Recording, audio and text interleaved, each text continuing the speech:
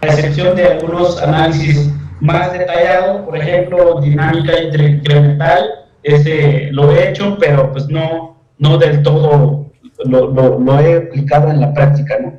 Entonces, todo lo que está aquí, pues son los análisis que he hecho en la práctica. Los otros que les comento, pues los hice en la maestría o en temas de investigación. Tipos de estructuras, afortunadamente me ha tocado participar en la mayoría también, en estructuras metálicas, que es lo que vamos a ver ahorita. Lo he usado más precisamente en naves industriales, en estructuras temporales, en combinación con Simbra para proceso constructivo de puentes especiales, en lanzadoras para puentes, ahí he usado estructuras metálicas. Aquí pongo un listado de proyectos que me ha tocado participar, algunos puentes especiales, algunos viaductos elevados de gran longitud, el viaducto Puebla, el viaducto Santa Catarina, Indios Verdes, algunos anteproyectos, otros proyectos ejecutivos. Cuando son proyectos muy grandes, pues reitero que intervienen gran número de ingenieros, no todo lo hice yo. Entonces, pues siempre, mientras más grande es un proyecto, intervienen más ingenieros y más especialistas, ¿no? Puentes lanzados, pues son estos que pongo aquí. Aquí es donde usé bastante estructuras metálicas. Edificios, he diseñado pocos edificios de estructura metálica. Pues aquí pongo más edificios. Algunos artículos que he publicado, producto de la maestría. He trabajado con la doctora Consuelo Gómez Oberón, por si alguien la conoce.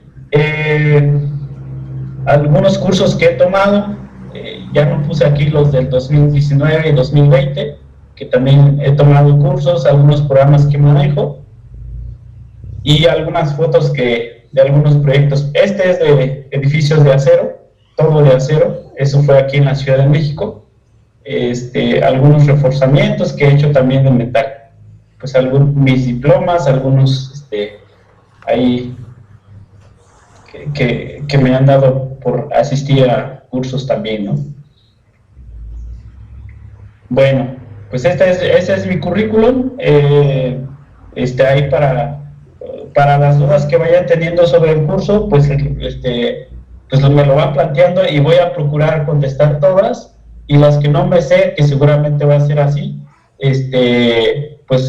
vamos a ver cómo le hacemos ahí, pero pues como todo, no voy a saber todo lo que pudiera implicar un edificio de más grande tamaño. También, bueno, ahorita se los comento aquí, que realmente un curso con este temario influye en muchas materias que nosotros vemos ahí en la licenciatura.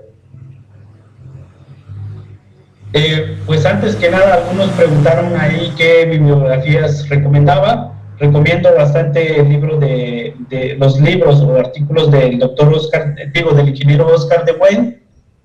Ahí lo pueden buscar en internet, es regla para estructura metálica.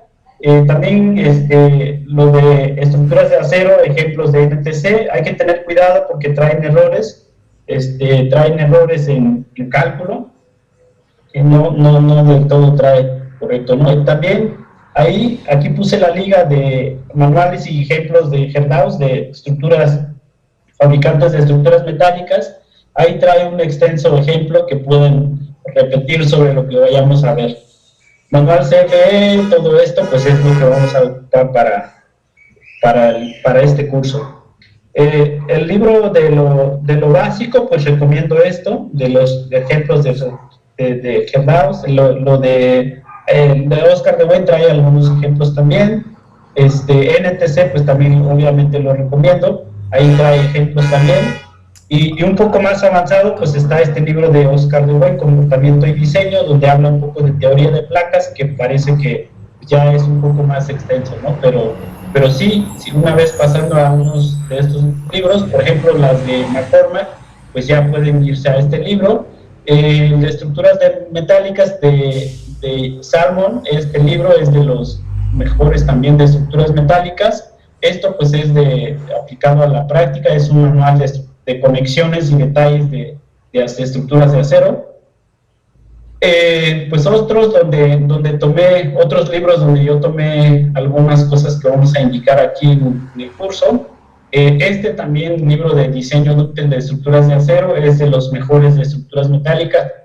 Ahí trae para análisis plástico sobre todo, y para análisis Push-Over me parece que trae algo para análisis no lineales, por si quieren profundizarse un poco más sobre lo que vayamos a ver. ¿Sale? Pues créditos, pues aquí pongo los nombres de algunos autores, de los que, bueno, obviamente no pongo todos, pero pues aquí pongo los mexicanos que tenemos acá, y pues los pioneros, ¿no? En estructuras metálicas aquí en México, ingeniero Oscar de Wine, maestro de ingeniería Enrique Martínez Romero, pues son de los grandes en estructuras metálicas aquí en México. Obviamente hay más, pero pues no los pongo, ¿no? Les comentaba, este curso está un poco extenso, se recoge un poco la introducción, no vamos a ver a profundidad todo, pero una introducción de las siguientes asignaturas que nosotros vemos en licenciatura o incluso no la vemos, ¿no? En otras, por ejemplo, yo estudié en el Instituto Tecnológico de Oaxaca y creo que nada más vimos estructuras de acero y en concreto, todo lo demás. No, creo que todo lo demás no lo vimos, pero muy poco, ¿no? Entonces ahí, para que vean todo lo extenso que pudiera ser el curso que vamos a ver. El temario lo organicé de esta manera, procuré ir prácticamente con la definición de nave industrial, la tipología, fallas comunes en naves industriales, estructuración típica, pues no es llegar y por proponer lo que sea, ya hay como reglas generales para poder proponer qué estructuración nos espera ahí para una nave industrial. Las cargas muertas y vivas, accidentales, creo que es donde le interesa a muchos, análisis de viento y análisis por sismo que vamos a hacer. El viento vamos a hacer el análisis estático, obviamente, que trae indicado ahí CFE.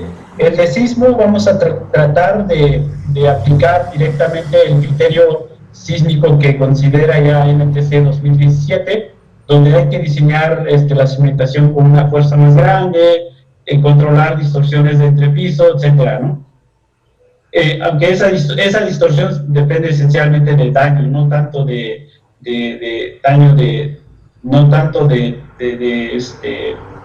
daño global, sino daño del elemento. Entonces es importante revisar ese criterio para lo que vamos a ver. Tipos de láminas para cubierta, cuáles son y qué es lo que consideran los fabricantes cuando nosotros elegimos ciertas láminas, ¿no? El diseño por esfuerzos permisible, por resistencia última, es prácticamente lo que por esfuerzos permisible ya casi no se ocupa, ya NTC ya no lo indica, nunca lo ha indicado. Resistencia última es lo que vamos a aplicar nosotros para nuestro curso. Elementos a tensión, compresión, flexión, columnas. Vamos a hacer una comparativa ahí, que es lo que dice INCA y AICC, a grandes rasgos, ¿no? O por qué uso uno y otro. Placas bases, anclas en placas bases, soldadura, tornillos, conexiones a momento importante, dados de apoyo, pues eso se va a diseñar como columna sujeta a flexocompresión biaxial. Las zapatas, vamos a diseñar la zapata, después de que hagamos nuestro modelado. La trave de liga, el criterio para considerar asentamientos, etcétera, ¿no? Eso es lo que vamos a ver. Y de manera muy general vamos a ver lo de, no diseño, pero sí, por ejemplo, las juntas, ¿no? Deben de colocar las juntas para el firme de concreto, y al final pues un modelo completo para hacer el análisis dinámico, y el análisis dinámico para sismo y el análisis estático para viento. Vamos a empezar viendo definición, cuáles son las partes que trae que integra una nave industrial. Una nave industrial prácticamente tiene elementos verticales, que son las columnas, unos tensores para rigidizar en planta el sistema estructural, algunos tirantes para recoger, eso lo vamos a ver, contraflambeo también se llaman, para recoger fuerza o descarga horizontal sobre el tablero. Prácticamente esa sería una nave industrial, y por aquí pongo un poco más. Si han ido por ahí en Walmart o en Sam's, por ahí seguramente van a ver este tipo de armaduras ahí en la parte de la nave industrial. Bueno, pues son las partes que involucra una nave industrial. Aquí está lo que les comentaba: el contraflambeo, contravientos, diagonales, montante, cuerda superior, cuerda inferior, aquí ligas de apoyo, armaduras, etcétera, ¿no? Tipos de naves industriales, pues hay voy a mencionar algunos, seguramente hay más. Aquí pongo nave industrial compuesto por armadura espacial, tanto en la columna como en propiamente la armadura que va en la parte superior, donde se descargan las láminas. Aquí pongo otro tipo donde tiene columnas verticales, y luego por aquí tiene unos largueros. A veces este elemento vertical que ustedes pueden ver aquí, a veces se puede quitar. ¿Cómo lo podemos quitar? Incrementando un poco estos perfiles horizontales que se ven acá. Vamos a procurar diseñar uno para que vean cómo se diseñan estos elementos. Aquí llevan unas columnas. Esta armadura que ustedes pueden ver aquí, su único objetivo es utilizar el sentido longitudinal de la nave industrial. Obviamente no carga, no carga su propio peso, obviamente, pero no carga lo de la lámina. Entonces el objetivo es rigidizar el sentido longitudinal de la lámina, de la nave industrial. Y pues aquí pueden ver aquí las armaduras. Aquí pues todo parece que la armadura está invertida, ¿no? Debiera ser así como se ve esta armadura. Debe seguir esta secuencia hasta donde está el momento máximo o el punto donde mayor fuerza, tensión y compresión. Aquí tenemos otro tipo de nave industrial que al final son armaduras, pero llevan otros sistemas. Son compuestas también por armaduras, pero la configuración es un poco diferente, ¿no? Por otro lado, también tenemos este sistema de marcos también, donde tenemos marcos rígidos. La columna regularmente se hace de sección variable. Prácticamente lo que aporta rigidez en sentido transversal del sistema es propiamente el marco. Entonces este es otro tipo de sistema estructural.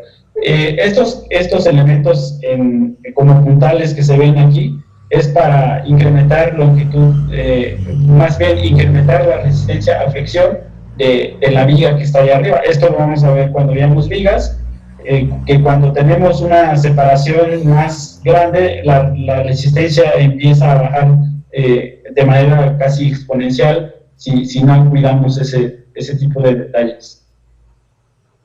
Aquí está otro tipo de marco, otro tipo de nave industrial. Aquí solo aquí tiene una viga carril. Esta viga carril, pues en este curso no alcanza el tiempo para ver una viga carril, pero al final de cuentas se hace un análisis móvil en sentido longitudinal y se diseña como si fuera una viga para puentes. Entonces ese es se hace la corrida de análisis móvil en ese sentido longitudinal, y luego en este sentido también se hace el análisis móvil, porque la grúa al final de cuentas pues atraviesa toda la longitud en sentido longitudinal de la nave industrial. Luego pues lo que les decía aquí, en sentido, las láminas a veces no llevan elementos de soporte. Pues realmente no sabría decir con exactitud por qué no, porque al final de cuentas si el viento es fuerte, no se puede quedar así volando, ¿no? Entonces ahorita que hagamos nuestro diseño van a ver que realmente va a tener una presión importante ahí para diseño de soportes que tenemos que configurar ahí donde tenemos que colocar la lámina. En sentido longitudinal, como no tiene rigidez, pues realmente será suficiente, ahorita que vamos a ejemplo, será suficiente colocar algunos tensores en diagonales para incrementar rigidez. Esto es muy peligroso si no se llega a colocar. Ahorita que vemos fallas comunes, van a ver que por falta de estos tensores se genera prácticamente una inestabilidad si no se conecta adecuadamente acá abajo, o peor tantito, si lo articulan y no colocan diagonales, puede tener ahí un colapso, ¿no? Una configuración más detallada en 3D se ve acá. Aquí tiene altura seguramente más grande y en la parte a media altura colocan nudos de mampostería que se debe de diseñar como una barda. Entonces, esos elementos lo que hacen se debe de aislar este elemento con la columna. ¿Por qué? Porque pues la rigidez que tiene el sistema de acero es muy pequeña comparado con los de mampostería. Entonces, sí es importante desligarla para que trabajen de manera independiente. Luego, pues estos contravientos que están acá, pues también es otra configuración que se puede utilizar para poder rigidizar más ese sentido de la nave industrial. Aquí pongo otro tipo de, cuando queremos incrementar liquidez por pura carga, es que si se imagina una carga puntual al centro de la viga, seguramente esto se va a empezar a abrir. Entonces, si queremos controlar esa rigidez vertical, colocando la descarga total en este sentido, es más, la mitad del área que trae la nave, es decir, de L sobre 2 hacia acá y de aquí para acá, sería como la carga vertical, y la componente pues sería como la carga de diseño que se usaría para este tirante. Y luego un detalle, pues haciendo un zoom aquí, se vería más o menos el canal que se debería de colocar en este punto para poder apoyar la lámina. Luego esta parte superior lleva unas placas que se debe diseñar como si fuera una médula, ¿sale? Entonces prácticamente se diseña esta placa. La placa es el elemento de soporte para poder incrementar rigidez en esta zona local donde se conecta el canal.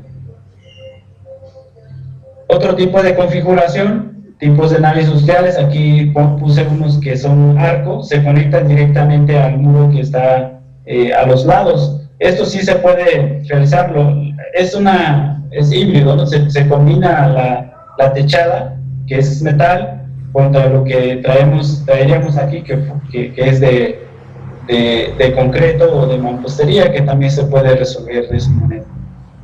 Un modelo más o menos se vería de esa forma, modelo, no sé, en programas de arquitectura, se vería más o menos así. Ahora, en fallas comunes, para eso pues no hay nada mejor que un video. Voy a tratar de pasar algunos videos donde se ven las fallas comunes.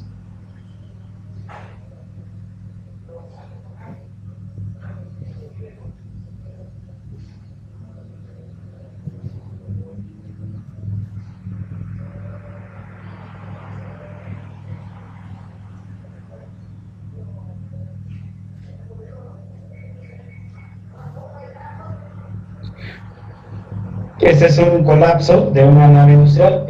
Creo que seguramente algunos ya lo vieron.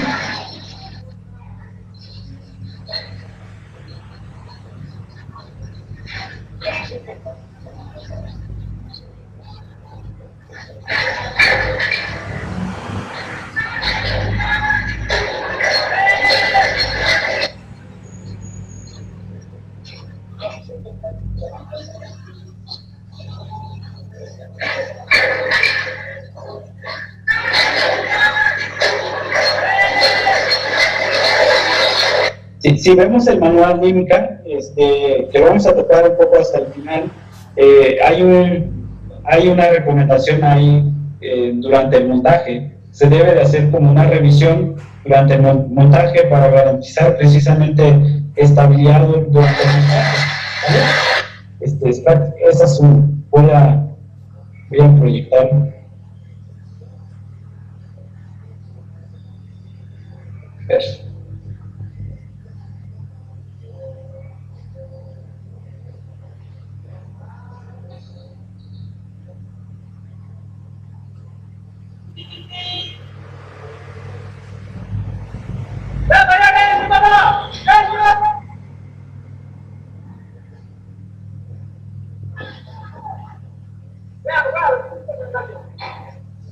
Igual el mismo mecanismo de colapso, vean la deformación.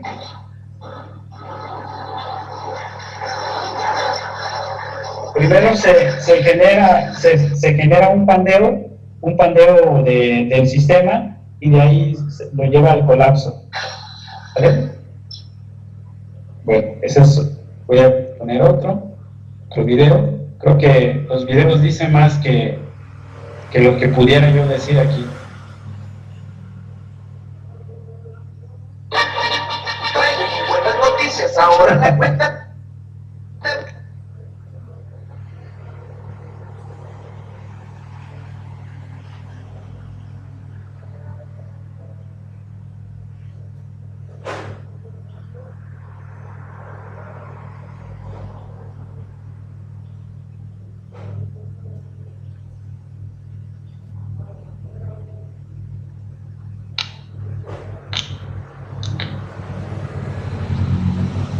Este no tiene audio, pero vean el mecanismo de colapso, ¿no? Prácticamente se va íntegro, la columna se va así como está. Vean, aquí hay una persona.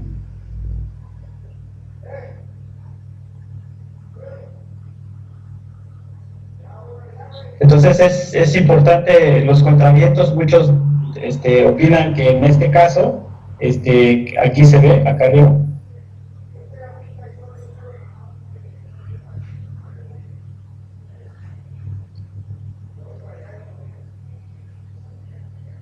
me parece que esto fue en Texas, para que vean que no solo sucede aquí en México, ¿no? A ver, voy a poner otro, a ver si no trae anuncio también.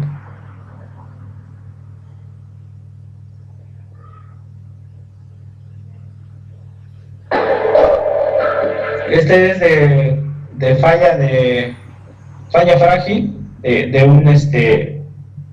elementos donde colocan ahí las cargas. Eso es dentro de una nave industrial. Este tipo de falla es el efecto P-delta. Un pequeño desplazamiento hace que prácticamente la estructura pierde estabilidad. Lo voy a repetir un poco. De todas formas lo tienen ahí para que lo repasen. Vea cómo es el golpe que le da el carro, el coche que traen ahí en la armadura, y eso lo lleva al colapso, ¿no? Entonces, pues eso es para que no confíen en todo en estructuras metálicas. Obviamente hay que revisarlo, pero siempre hay colegas que dicen que la estructura metálica es muy resistente, pero no lo es, ¿no? Ya vieron ahí algunas pruebas.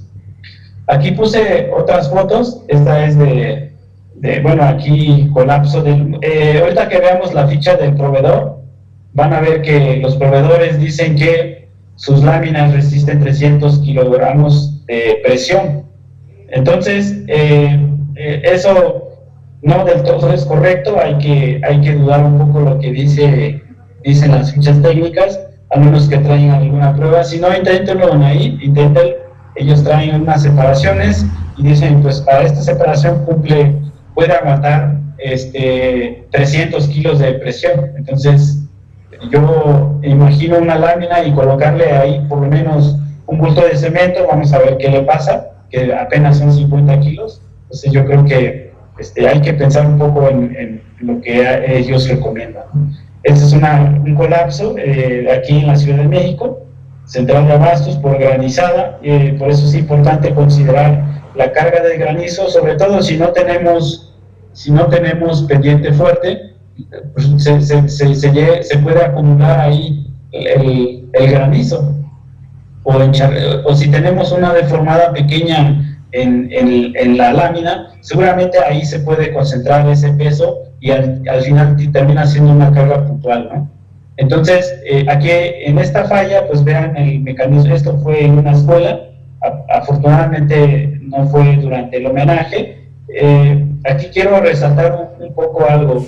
Muchas veces los que se dedican a la construcción o los que se encargan de bajar recursos para el gobierno, a ellos se les hace fácil decir, pues dame un diseño que aplique en toda la zona tal, ¿no? Entonces me lo han pedido algunas empresas extranjeras para unas torres.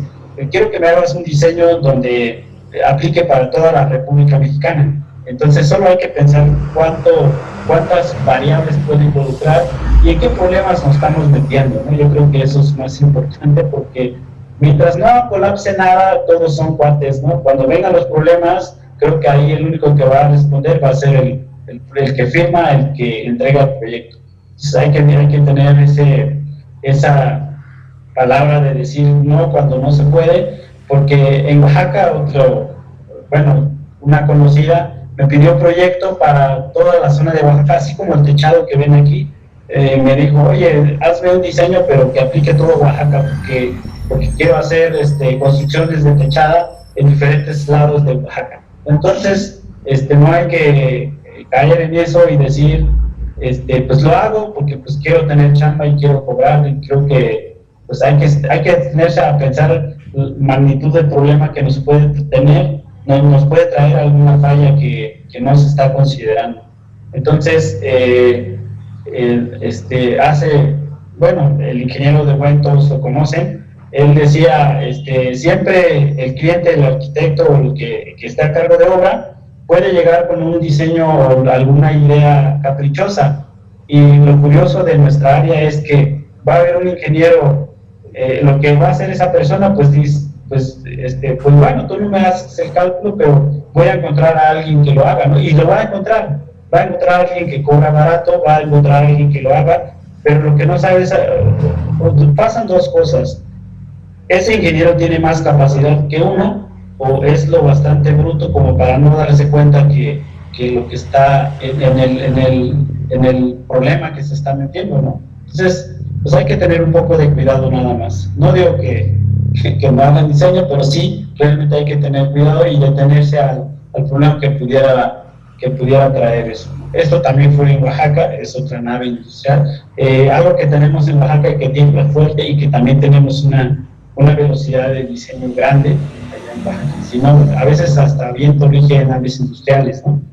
Esto es otro colapso. Vean el pandeo, muchas veces confiamos a veces se diseña la armadura con P entre A nada más y se olvidan de la importancia del pandeo local, y también, ¿no?, lo más importante en las estructuras metálicas son las conexiones. Entonces, si nos acercamos un poco acá, vean este tipo de falla, ¿no? Algo que también vuelve sensible a las estructuras metálicas es la intemperie o el calor, y eso pues también hace que el elemento fluya sin que tenga fuerza importante. Esto pues fue la imagen que puse ahí atrás. Esto fue en Texas, solo para que vean que no es nada más aquí en México. Ahora sí vamos a estructuración. ¿Qué es lo que se hace comúnmente? Primero nos vamos, si se fijan aquí en el inciso A, aquí trae este punto o círculo que ven aquí, es una articulación. ¿Qué es lo que se puede hacer? ¿Cuál es la desventaja? Que el valor de K que vamos a tener que ocupar para diseñar a flexocompresión este elemento va a ser de 2. ¿Por qué? Porque pues va a tener una curvatura. Es como un elemento de cantilever, pero toda la masa se desplaza y prácticamente la longitud efectiva se duplica, ¿no? Entonces el valor de K es 2 y eso castiga sustancialmente la capacidad de compresión. Entonces eso sucedería acá. Lo otro es este sistema. Este es el que me gusta mucho, ¿Por qué? Porque pues haces que la armadura, a pesar de que son elementos en teoría que se trabajan a compresión y tensión, aquí se forma un perfecto empotramiento, pues hay compresión y tensión en esta zona, y esto pues el factor que usaríamos ahí sería de 0.7, 0.8 para calcular la resistencia a compresión. Es bastante bueno. Pues es lo que veíamos hace rato, cuando tenemos una sección pequeña en la base de la columna y va creciendo respecto a la altura. También pues también la capacidad axial, la capacidad por carga axial se llega a reducir, porque también el valor de K aquí pues va a ser un poco, pues se podría hacer pues cercano a 2, ¿no? Porque pues realmente tiene una curvatura que no es del todo así, es un poquito menor el valor de K que se usaría para diseño de este elemento. Y esto es cuando está empotrada este marco que está aquí, lo encontramos en la base con placas bases, y esto pues tendría doble curvatura, y esto pues se asimila un poco a lo que tendríamos con esta estructuración. Esto pues cuando articulan al centro, pues realmente articulación en elementos, yo en lo personal no lo vería del todo correcto, al menos que sea armadura espacial, porque pues intentar jugar con articulaciones en este evento, si no hay suficiente rigidez, prácticamente se vuelve inestable, ¿no? Entonces hay que tener cuidado cuando hablamos de articulación. Y pues esto se vuelve un poco de lo que ya comenté ahí. Aquí dije lo de los valores de longitud efectiva cambia, y pues eso hace que la resistencia baje sustancialmente, ¿no? En sentido transversal, comúnmente la estructuración para esta imagen que ven aquí, pues lo tomé de la NTC. Ya vieron que salió comentarios, no cambió nada del NTC, lo único que hicieron es sobre el reglamento agregaron comentarios que realmente lo que hace es enriquecer lo que traten de decir en el reglamento. Aún con los comentarios, muchas cosas se quedan ahí volando, y eso pues, ¿cómo nos enteramos? La única forma es asistiendo a seminarios del comité de normas, porque ahí realmente intentan decir algo, y a veces al escucharlos hablar sobre lo que intentan decir, pues dicen, pues creo que no dice eso, ¿no? Entonces hay que tener cuidado con lo que dicen los reglamentos también. Esta es la estructuración con marcos de trave variable, con armaduras, en sección transversal, y pues creo que este es el que vamos a hacer nosotros en nuestro ejemplo.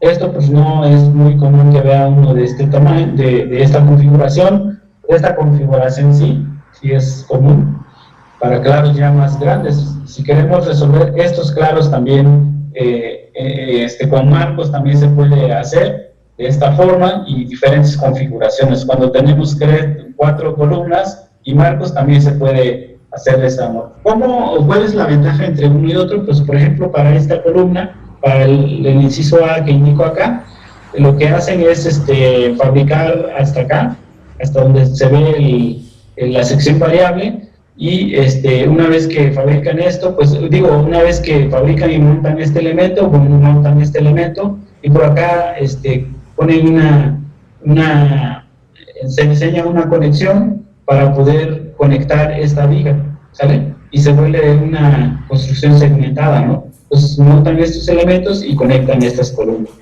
Esta estrategia pues se puede aplicar perfectamente aquí también, y pues lo que se hace es generar ese elemento, y la ventaja pues se puede optimizar. Si nos imaginamos aquí un diagrama de momento para esto, pues realmente donde se generan los momentos más grandes en elementos continuos es momento negativo, y los momentos centrales empiezan a bajar. Esta es otra configuración en sentido transversal, donde tenemos armaduras y columnas, ¿no? Prácticamente y esto pues es raro, solo lo vi en una nave industrial que fue inspeccionada después del sismo de 2017, donde tienen esta pendiente, pues porque querían que tuviera ventilación en esta zona, ¿no? Pero pues solo ahí lo he visto, no lo había visto. Bueno, de hecho no he diseñado uno que tuviese esta forma. Ahora, en sentido longitudinal, pues tenemos aquí contraviento en planta. ¿Por qué es importante esto? Pues a veces en planta, cuando ahorita que veíamos el video, veíamos que se empieza, fácilmente se puede colapsar la armadura, digo, toda la nave industrial en fase constructivo, si no disponemos de estos contravientos en planta. Esto lo que hace, pues, es redistribuir fuerzas. Imagínense que el punto donde se pandea, pues realmente fuese en esta zona, ¿no? En la zona central. Entonces, si esto se quiere desplazarse hacia los lados o hacia donde apunta la flecha, lo que hace es redistribuir estas fuerzas aquí y lo manda a una columna. Y obviamente esta columna pues tiene que estar lo suficientemente rígido, o bien debe de tener contraviento de esta forma para poder mandar esa fuerza hasta la cimentación. Si no, ¿qué pasa? Pues si la fuerza va hacia este sentido, pues empieza a trabajar a tensión más o menos este elemento que está acá, y empieza a redistribuir la fuerza en esta armadura y lo pasa a la cimentación. Prácticamente ese es el mecanismo, ¿no? La forma de trabajo de estas armaduras en planta. En sentido longitudinal, pues también en columnas, lo que hace también es incrementar, si no estamos cumpliendo con desplazamiento las columnas, entonces hay que poner estos elementos para poder incrementar la rigidez y poder cumplir con la distorsión entre piso. Otra forma de rigidizar en sentido longitudinal es mediante armaduras, así como se ve acá. Esta armadura que ustedes ven aquí en B invertida, es cuando lleva muros de muro barda o muro de mampostería en todo el perímetro de la nave industrial. Esta es otra configuración, y esta pues, es otra configuración. Lo único que hacen es, con esta configuración, es agregar este elemento horizontal. ¿Vale? Rigidizar, por ahí veíamos una foto donde les mostraba una armadura en la parte superior de la columna, y les comentaba ahí también rápidamente que esa armadura lo que hace es incrementar rigidez en sentido longitudinal. Y también pues se puede disponer también de contravientos en cruz, y luego también a veces incrementar peraltes de estas vigas para poder dar rigidez en la armadura. ¿Vale? Ahora vamos con conexiones. ¿Qué tipo de conexiones podemos implementar en naves industriales? Pues es común, primero, la parte superior, ¿no? La parte superior, pues regularmente ponemos larguero, así como lo pueden ver aquí, y lo otro es cuando no llega a pasar por resistencia o por estado límite de servicio o de falla. Entonces lo que hacemos es este mismo canal, hacemos una sección cajón. Entonces de ahí partimos y de ahí conectamos esos elementos con un tornillo. Este ángulo que ustedes ven aquí, pues puede ser ángulo o puede ser una placa. Entonces funciona de las dos, ¿no? Entonces, ¿cuál es lo que yo he hecho aquí cuando he usado ángulos aquí para la armadura? Este mismo pedazo de ángulo es el pedazo que yo propongo acá. Y también para montaje, por aquí no se ve, ahorita más adelante vamos a verlo. Este mismo pedazo de ángulo se puede ocupar para poder usar de montaje y montaje de la armadura, ¿vale?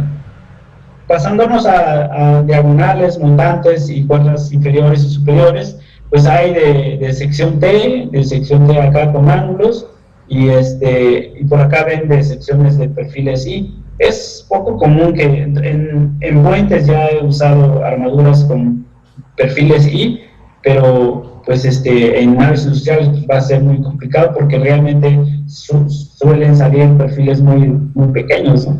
Entonces, y luego por aquí pongo también de tubos, se pueden resolver con tubos también, o perfiles HSS, ¿vale? Entonces, regularmente es mejor soldadas directamente sobre las cuerdas inferiores, y también se puede usar con placa, se puede colocar la placa y soldar. Entonces, regularmente, como no pesa mucho, todo esto que está aquí se puede hacer en taller. Entonces, todo esto se puede hacer en taller, y montarlo en obra. Entonces, ¿cuál es la ventaja de hacerlo en taller? Que se garantiza mejor la calidad de la soldadura. En campo siempre puede haber problema con la soldadura, entonces es mejor lo más que se pueda que se haga en taller, ¿vale? Ahora, aquí, en realidad aquí es una viga, pero se puede usar, esto es columna y viga, ¿no? Entonces regularmente se puede configurar así una armadura. Tenemos una armadura aquí a compresión, y por aquí armadura, perfil a compresión y perfil a tensión. Entonces con eso podemos diseñar localmente esta zona, y con esto podemos garantizar continuidad y pues una perfecta conexión del extremo superior de la columna, como si fuera un marco rígido, ¿no? También se puede hacer con tornillos. Cuando son tornillos vamos a decir que decidimos en naves industriales usar tornillos. Solo hay que imaginar cuántos números de tornillos vamos a tener que colocar y el tiempo de ejecución o de generar esta conexión. Tornillos lo he usado vuelvo a decir otra vez, en puentes, porque pues usamos estos perfiles en zonas donde intentamos conectar segmentos de alguna armadura para montar. Se hace porque pues, regularmente pues hablo de segmento de unos 10-15 metros de largo, y de ahí pues eso lo transportan, y en obra pues ya montan cada segmento hasta formar una longitud de 100, 120, 150 metros de largo. Entonces ahí he usado tornillos, pero regularmente aquí uso soldadura. Luego pues luego pues las conexiones en cables o varillas, esto pues algunos ya lo han visto, pues esto ya lo tienen los fabricantes, lo pueden pedir según el diámetro de cables o el diámetro de varilla que están utilizando. Ya se puede generar este tipo de conexión. ¿Por qué? Para conectar estos tensores que ustedes ven aquí, ¿sale? Ahora pasamos rápidamente a lo que vendría siendo velocidad básica del diseño. ¿Cómo podemos determinar eso? Pues vamos a depender esencialmente de dónde está ubicada la estructura. En este caso, pues nos interesa la velocidad de diseño. Para la velocidad de diseño necesitamos conocer el factor de topografía, factor que toma en cuenta el efecto de las características de exposición local, y la velocidad regional, ¿sale? Esta velocidad regional va a depender, esto es que sí me pasé con esta diapositiva. Bueno, va más adelante, pero antes de eso, pues vamos a hablar de carga muerta civil, ¿vale? Ahorita pasamos a lo de viento. Lo repetimos otra vez. Bueno, para que no haya confusión, voy a pegar esta diapositiva aquí donde ya empiezo a hablar de viento. Antes de pasarnos a viento, pues que les quería comentar ahí lo de las cargas. ¿Qué cargas tenemos que considerar? En azoteas, pues son estas cargas. Cuando la pendiente es menor de 5%, se deben de considerar estas cargas medias, cargas accidentales y cargas máximas. Luego en azoteas, cuando son pendientes de más de 5%, se debe de considerar estas cargas, ¿vale? Aparte de estas cargas, aquí vean, aquí dice observaciones 4, 7 y 9, 8 y 9, vean que aquí trae cargas adicionales que se debe de considerar en estas techadas. Aquí pongo lo de las cargas vivas. Bueno, más bien, lo primero es la carga concentrada. Aquí dice que debe ser en la posición más crítica. Imagínense que estamos diseñando un larguero, pues ¿dónde es más crítico esto? Pues primero, pues esa carga de 100 kilos más crítico para flexión y deformación va a ser en el centro. Para cortante, pues va a ser obviamente cercano al apoyo. Entonces, esa sería la carga adicional que se debe de considerar para el diseño de cubiertas. Además, en el fondo del valle se debe de considerar una carga distribuida por el efecto de granizo de 30 kilogramos por cada metro cuadrado o cada metro cuadrado. Eso lo multiplicamos por ancho y nos va a dar una carga por metro lineal. Aquí señalo también otra parte. Esta carga se considerará como una carga accidental para fines de revisión de la seguridad y se le aplicarán los factores correspondientes según la sección 3.4. ¿Qué es lo que trata de decirnos el reglamento? Que el factor de carga va a ser similar a lo que estamos usando para viento o sismo, ¿sale? Esta carga de granizo. En el punto 9 dice, para tomar en cuenta el efecto de granizo, la carga máxima se tomará igual a 100 kilogramos por metro cuadrado y se tratará como una carga accidental. Entonces, aunque aquí dice que la carga máxima, entonces, si fuese carga máxima deberíamos ocupar 1.5, pero como es carga accidental debemos ocupar un factor de carga de 1.1, ¿vale? ¿Cuáles son las cargas muertas que pudiéramos tener ahí en la techada? Pues realmente es poca carga. Aquí lo pueden ver, la carga de lámina, pues esto lo tomamos directamente del calibre de lámina que vamos a utilizar, el peso del larguero, peso de instalaciones. Eso es importante si va a ser, si vamos a tener elementos que van a colgar ahí en la techada. Más que nada lo colgaríamos sobre el larguero, entonces, o sobre la armadura, no sobre la lámina. Lo que he hecho yo cuando, de hecho hace poco me hicieron revisión de una nave industrial, pero lo que iban a hacer es colocar un gas estacionario ahí en la azotea. Entonces, pues, obviamente no se podía colocar sobre la lámina y menos sobre largueros. Entonces se mandó lo más cercano a donde estaba la armadura y se hizo un reforzamiento local nada más de la zona de apoyo. Peso de las conexiones, eso realmente va a ser poco. El peso del contraflandeo, pues es parte de elementos secundarios que vamos a tener ahí. Aquí pongo otras cargas. Aquí dice, respecto a cargas vivas es lo que comentábamos ahí, ¿no? Y de cargas muertas sería esto. Ahora sí, pasamos a la velocidad básica de diseño para lo de análisis por viento. Aquí ya lo comenté ahí atrás, de qué es lo que dependemos para poder obtener la velocidad básica del diseño. Aquí pongo lo que trae ahí CFE, de qué periodo de retorno debemos de considerar. Entonces, aquí va a depender de qué grupo es la estructura.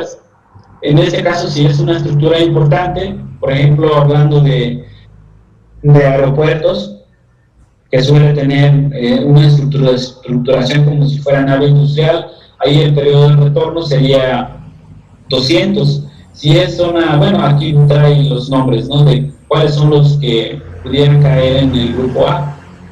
En el grupo E, plantas industriales, aquí vamos a nosotros a tomar un periodo de 50 años, y aquí todos los que no involucra en el grupo, no entra en el grupo A, ¿sale? Pues aquí está casa habitación, edificio de departamentos, terraza, por si quieren emplear ahí la terraza y quieren colocar, pues tiene que revisarse como si fuera un anuncio. Y también a nivel global hay que revisar ahí la estructura. El periodo de retorno para 10 años, en lo personal, alguna vez me pidieron que diseñara algunas torres para periodo de retorno de 10 años. Y pues, ¿cómo se hizo? Pues considerando una velocidad de diseño muy, muy baja, y lo que se les pidió es ahí emitir no un documento, sino que un escrito donde ellos piden que se diseñe con ese periodo de retorno, ¿no? Realmente es para estructuras temporales. En este caso era una torre que iban a ocupar para cierto tiempo nada más, entonces se diseñó con ese periodo de retorno. Estructura tipo 1, periodo fundamental en el primer modo, menor que un segundo, se considera dentro de este tipo de la mayoría de los edificios para habitación, oficinas, bodegas, naves industriales, teatros y auditorios, etcétera, ¿no? ¿Cuáles son las velocidades que vendría siendo para periodo de retorno de 200 años? Pues son estas velocidades que lo pueden ver ahí en el manual CFI que les mandé. Como pueden ver, los valores son más grandes comparado con el periodo de retorno de 50 años y las velocidades van bajando mientras menor periodo de retorno se esté considerando. Eso, pues, si para análisis sísmico, pues, si se acuerdan, pues es algo similar, ¿no? Mayor peligro sísmico, menor periodo de retorno, el espectro es más pequeño y así sucesivamente va creciendo mientras más grande es el periodo de retorno. Para calcular FRZ que veíamos ahí atrás, ¿dónde lo vamos a tomar? Pues va a depender de la altura de la estructura, este valor Z, aquí esta variable que ustedes pueden ver aquí, es la altura por encima del terreno natural, a la cual se desea conocer la velocidad de diseño. Para estructuras de menores de 10 metros, pues regularmente este valor se vuelve 1, y mientras más va creciendo la altura, este valor va creciendo, no exponencialmente, pero ni tampoco lineal. Entonces es como, bueno, es un promedio, ¿no? de esa variación que va creciendo respecto a la altura. Los valores alfa que ven aquí, pues estas variables que se ven acá, pues se recoge de esta tabla y con esto se puede calcular la velocidad de diseño que se va a ocupar. Por otro lado tenemos la categoría de velocidad del terreno, que lo podemos identificarlo en esta tabla, y el factor de topografía. Cuando ¿a qué se refiere protegido? Pues está en una zona de valle, o bien tiene edificios a los lados, edificios más altos obviamente respecto a la altura de lo que vamos a construir, y ahí tomaría un factor de 0.9. Normales, terreno prácticamente plano, campo abierto, que es lo que vamos a ocupar nosotros. Para nuestro ejemplo, aquí tomaría un factor de topografía de 1. Respecto a velocidad regional, bien lo podemos tomar ahí en el mapa que les puse ahí atrás, o bien ahí en el manual trae también velocidades en una tabla. Vamos a decir el valor exacto, ¿no? Que lo trae ahí, en el mapa lo trae como tú vas a un nivel, pero el valor exacto lo trae en una tabla y ahí podemos recoger según la ciudad donde queramos diseñar donde va a estar desplantada la estructura. La presión dinámica base, ¿cómo se obtiene? Pues va a ser, una vez que calculamos esta velocidad, tenemos aquí la velocidad regional, los factores de topografía, y con eso tenemos la velocidad de diseño.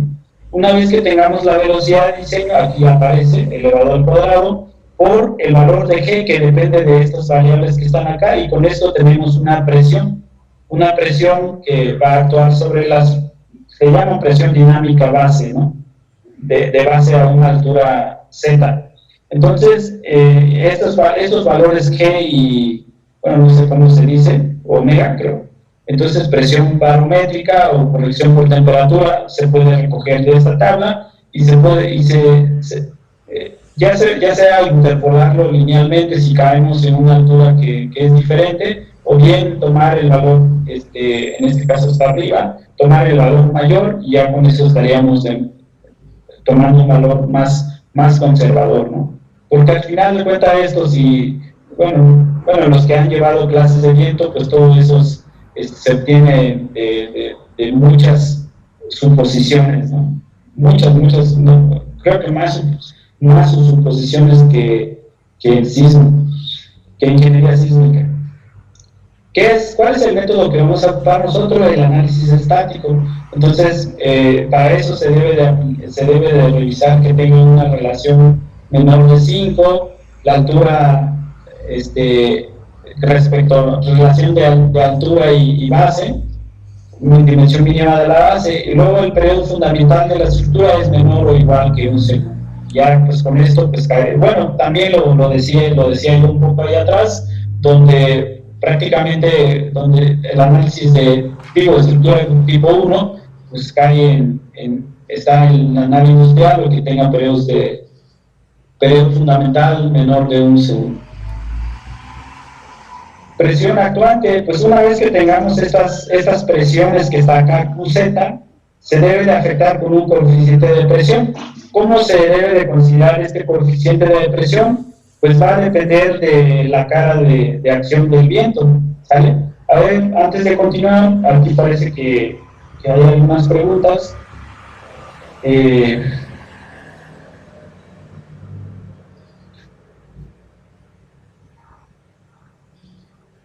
Ya enviamos la presentación mediante una liga de WeTransfer. La otra es, todas esas cláusulas de las cargas son con relación a la CNTC. No, cláusulas de las cargas, sí, eso es con CNTC, y de viento, pues es de las cláusulas que señalé ahí, del punto 8, punto 9, punto 7, 8 y 9, pues sí viene en NTC edificaciones. Para cualquier zona del país considera granizo, ese es un tema, de hecho en algunos proyectos, no, bueno, en algunas zonas, no, por ejemplo en Puerto Escondido, Oaxaca, pues nunca va a caer granizo, ¿no? Entonces ahí no se considera. Luego, pues sí, yo creo que ahí entra un poco el criterio del ingeniero, porque muchas veces si estamos diseñando en una zona, no sé, por decir, bueno, ya dije Puerto Escondido, pues ahí no va a caer granizo, pero el viento es bastante fuerte, entonces ahí yo creo que hay que considerarlo así. Estados Unidos, pues obviamente ellos están más, ellos te proponen un espesor de nieve para diseñar en diferentes zonas del país, de Estados Unidos. Entonces aquí no hay, entonces yo creo que va a depender del criterio del ingeniero. ¿Por qué considero carga viva de 10 kilogramos por metro cuadrado para granizo? Esto es, ya lo propone el reglamento. No lo propuse, no es que no lo esté considerando, son datos que da ahí el ingeniero, el reglamento. Debe de considerarse como carga accidental, y también no es carga que va, por ejemplo, si tenemos una pendiente fuerte, vamos a dar más de 15-20%, pues no se va a concentrar ahí el granizo, ¿no? Se va a ir a la zona donde tenemos la canaleta para recoger agua, o en la zona del valle, ahí se va a concentrar el granizo, y ahí es donde sí se debe de considerar. Para una estructura como tipo puente a base de armaduras metálicas, ¿se puede considerar grupo B? No. Todas las estructuras de puente se deben de considerar del grupo A. Un inmueble de gobierno, ¿qué periodo de retorno le consideraría para el diseño del viento? Sin dudarlo, sería una estructura del grupo A. Por si me equivoco, de los que están aquí me corrigen, pero todas las estructuras, pues yo en mi opinión entraría en estructuras del grupo A, porque pues inmueble de gobierno, imagínense que esté por ahí el presidente y colapsa, pues yo creo que no tendríamos presidente y se considera algo importante para el país, ¿no? Entonces sí, considero que debería ser grupo A. ¿Cómo puedo interpretar el periodo de retorno, periodo fundamental? Esto lo vamos a calcular cuando hagamos nuestro modelo, o bien, sí, cuando hagamos nuestro modelo vamos a calcular el periodo fundamental de la estructura. Para una nave con cubierta a 2 aguas, para cálculo del factor de exposición, ¿qué altura tomamos? ¿Piso a umbrera o altura media de la nave? Presión para cálculo de factor de exposición. Para cálculo de factor de exposición va a depender de la altura media. Para cálculo de velocidad de diseño depende de la altura total, ¿sale? Entonces son dos cosas diferentes. Ok, pues continuando acá, pues esto de barlovento significa, aquí está MB, 1 de barlovento, quiere decir que la presión que va, QZ que vamos a meter aquí, lo tenemos que multiplicar por 0.8. Luego en el otro lado, como en el otro lado muro de sotavento va a tener signo negativo. Negativo no quiere decir que si estamos metiendo la presión aquí, la presión lo tenemos que meter al revés. Entonces, negativo quiere decir succión, quiere decir que va hacia afuera la presión del viento. Entonces, con esto de sotavento depende también de D entre H. D es la dirección paralela, digo, la cuota paralela en la dirección del viento entre el ancho donde vamos a meter la presión. Con esa relación, pues vamos a entrar a esta tabla y podemos decidir y ya, bueno, también dependemos de este ángulo alfa que ven ustedes aquí, que es la pendiente que trae ahí el techo, y con eso entramos aquí con el coeficiente de presión. Esto es en cuanto a muros que están a los lados. ¿Qué pasa con la techada? Aquí trae otro coeficiente de presión que va a depender dice aquí, coeficiente de presión exterior para zonas de techos, construcciones en planta con rectangular cerrada, cubierta de barlovento. Cubierta de barlovento con ángulo de la inclinación mayor de 10. Hay otro criterio cuando tenemos menor que 10, entonces solo para que no se queden con esto, ¿no? Entonces, para mayor que 10, se debe de considerar este criterio. Primero, tenemos que ver qué ángulo de inclinación tenemos. Una vez que tengamos el ángulo de inclinación, tratamos una relación de aspecto. ¿De qué depende esta relación de aspecto? Aquí, si ven, aquí aparece H testada. Ese H testada va a ser la altura mínima, la altura más la altura máxima entre 2. Y con eso sacamos la altura promedio.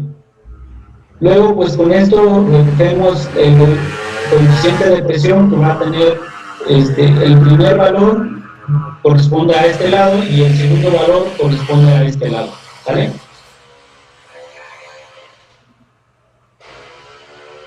Luego por acá, coeficiente de presión para zonas de techos, construcciones con paredes rectangulares, cubierta de barlovento y cubiertas de sotavento para ángulo menor que 10. Aquí está un poco lo que les decía. Si tenemos un ángulo mayor que 10, voy a hablar primero de mayor que 10 grados, este valor se vuelve constante, ¿sale? Si tenemos un ángulo menor que 10, entonces este valor se vuelve variable. Entonces esta relación, primero pues ya sabemos cuál es el ángulo que tenemos. Luego entramos acá según la relación de altura promedio entre el ancho de la dirección paralela de análisis. Con eso entramos a este ya sea menor que 0.5 o 1, y ya entramos a estos valores. ¿A qué se refiere con esto? De 0 a 0.5 de H, es decir, de aquí hasta acá, tenemos que aplicar cierto valor y así sucesivamente va decreciendo ese valor de presión que tenemos que colocar ahí en la techada. Luego, pues también cuando tenemos un área muy grande, debemos de modificar el área. Hay un factor de reducción mientras más grande sea el área. Estos valores que nos va a dar acá, la presión efectiva sería todo lo que ya calculamos de velocidad, presión, etcétera, se tiene que modificar por un factor de reducción. Esto va a depender del área. Aquí, si hacemos una función lineal, o pues sí, una función de una recta donde se interpola esto, si tenemos un valor diferente de área, vamos a decir 15 metros cuadrados, tenemos que interpolar ese valor de acá, que sería 0.90 y tantos. Entonces, con eso, yo calculé las ecuaciones de rectas que se generan con estos valores de frontera, ¿no? Y con eso se obtiene esta ecuación para poder llegar a un valor intermedio para cualquier valor de área, ¿sale? ¿Qué sucede? Híjole, aquí lo dejé. Voy a eliminar. Que sí. Lo voy a dejar acá. ¿Qué sucede con la presión que está? Si tenemos aquí la presión de viento, hasta ahora, bueno, voy a hablar de esto. Tenemos la presión que vamos a colocar en esta cara y en el techo. Ya tenemos los coeficientes de presión que vamos a colocar en el techo cuando el viento viene en esta dirección. ¿Qué pasa con las presiones que trae a los lados? Pues aquí están los coeficientes. Estos coeficientes también lo veíamos allá atrás. ¿Cómo debe de cambiar estos coeficientes en función de la longitud, hasta dónde vamos a colocar el coeficiente, mientras más se aleja del punto donde está la cara expuesta del muro, el valor se empieza a bajar. Entonces, para un valor o sea, todo lo largo de la nave menos 3 veces la altura promedio, ahí el valor del coeficiente de presión toma igual a menos 0.2.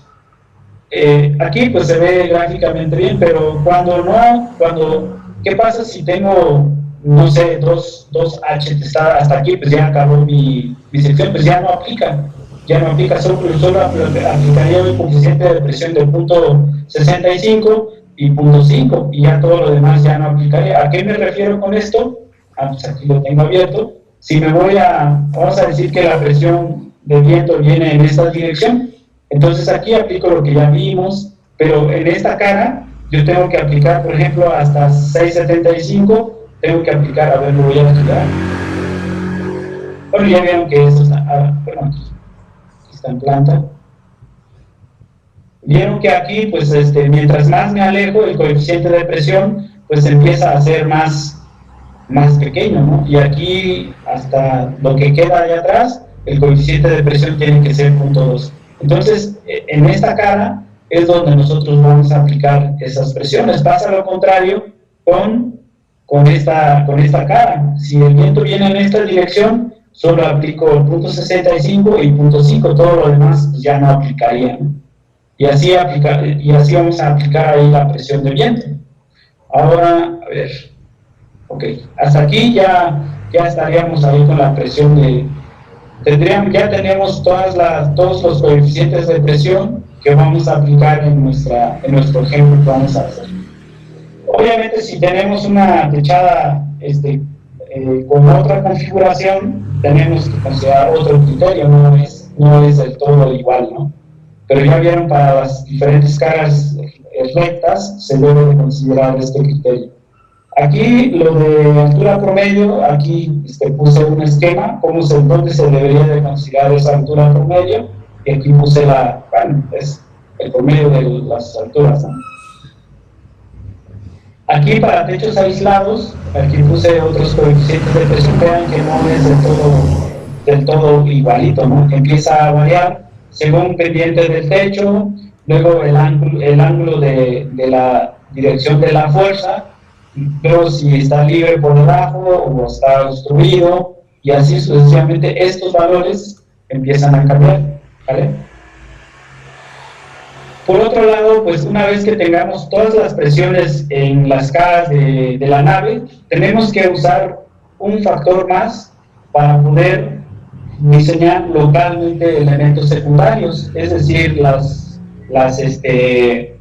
largueros. Por ejemplo, los largueros que están en esta zona, ahora aquí se ve más grande, en esta zona va a tener presión más pequeña, pero los que están aquí cerca, chequen el factor de K. El factor de K quiere decir, aquí dice factor de presión neta local para los recubrimientos y sus soportes de techos aislados todos.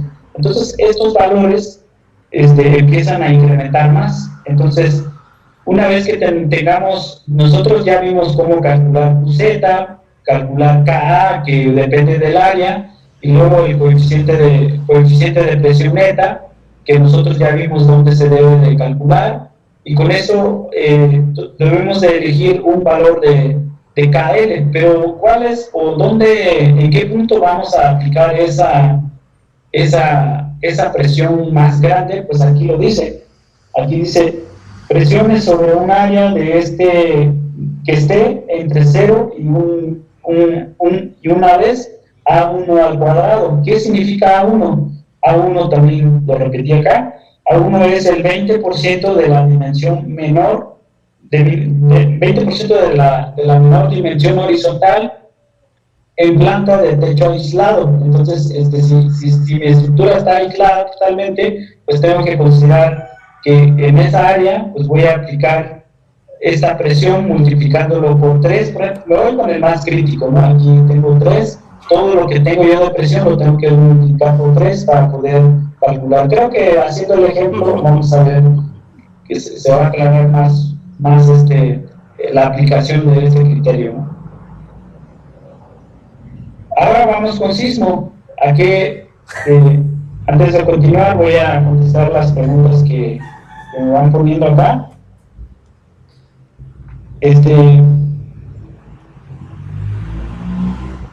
¿Podría explicar por qué ya no se consideraron todos los factores de la segunda dirección del viento?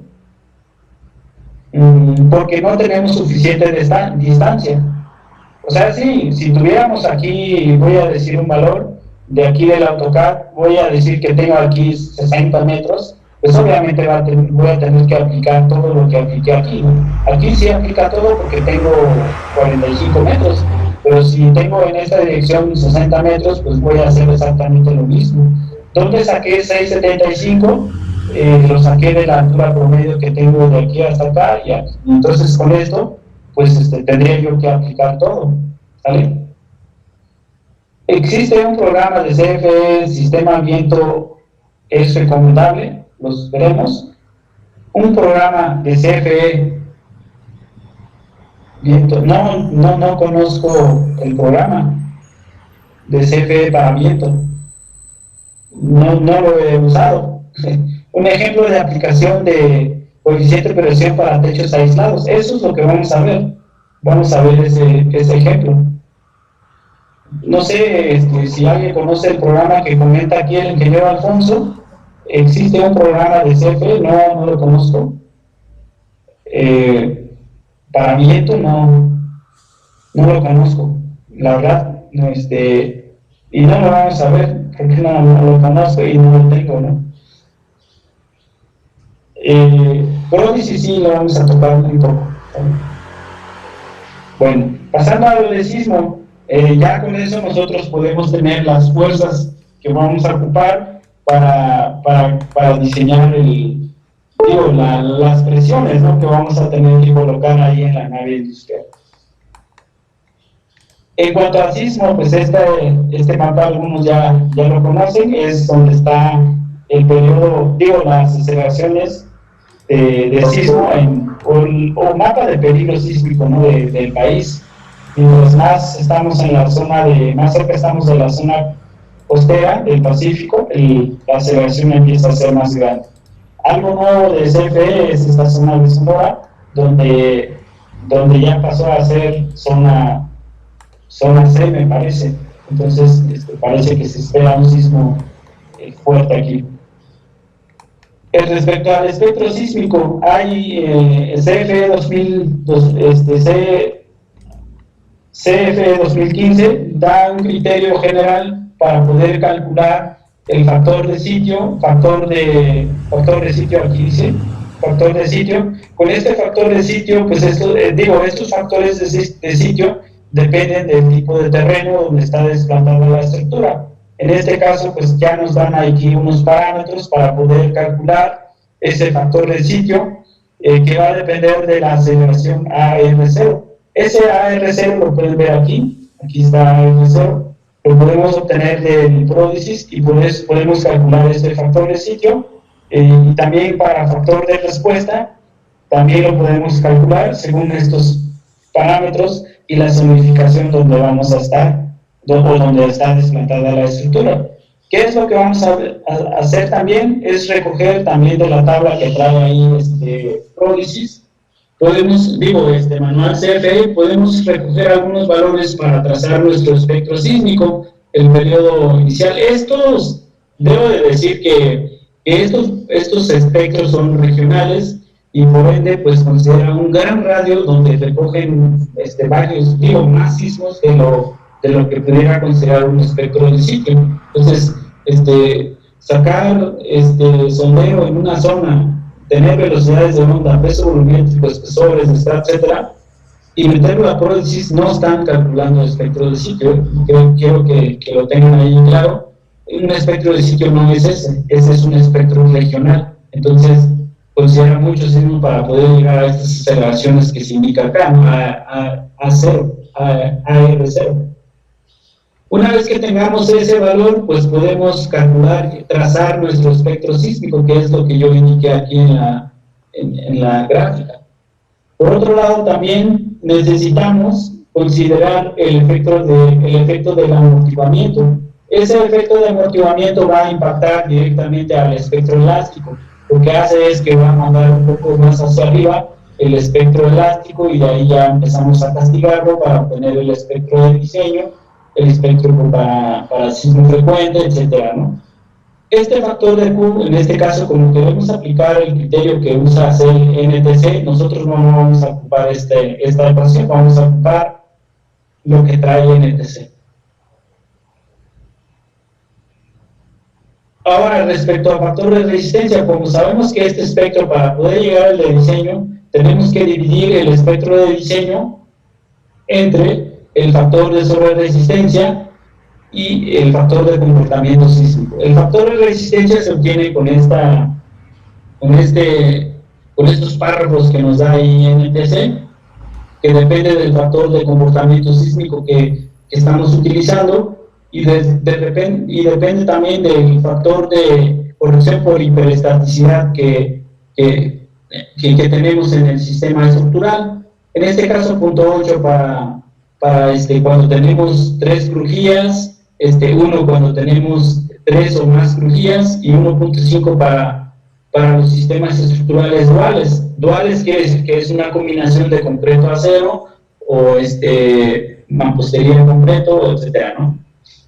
Cuando desconocemos el sistema estructural, se debe de usar un factor de sobreresistencia de 1.